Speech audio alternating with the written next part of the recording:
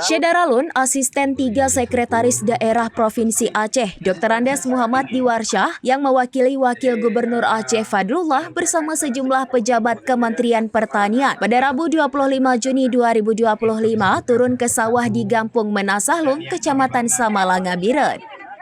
Kegiatan ini menandai dimulainya gerakan tanam padi serentak musim tanam gadu.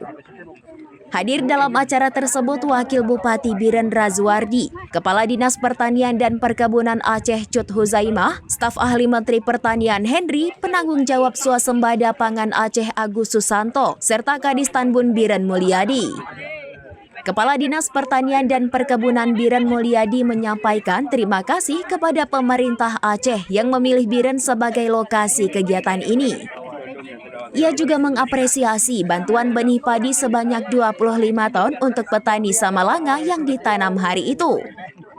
Dalam upaya mendukung swasembada pangan 2025, Biren ditargetkan menanam padi seluas 42.000 hektar dengan luas baku sawah mencapai 15.711 hektar. Mulyadi menekankan perlunya dukungan semua pihak untuk mencapai target tersebut. Asisten 3 Sekda Aceh Muhammad Diwarsyah mengatakan penanaman padi serentak memiliki beberapa manfaat, antara lain pengendalian hama dan penyakit tanaman, serta mencegah konflik antar petani dalam pemanfaatan air irigasi.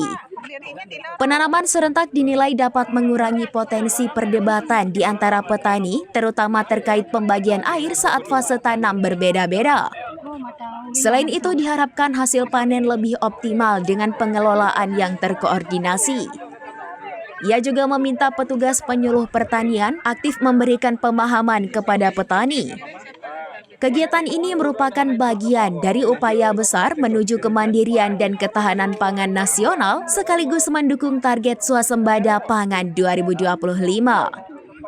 Dari Biren, Yusmandin Idris, Serambinews.com. Download Tribun X sekarang, menghadirkan lokal menjadi Indonesia.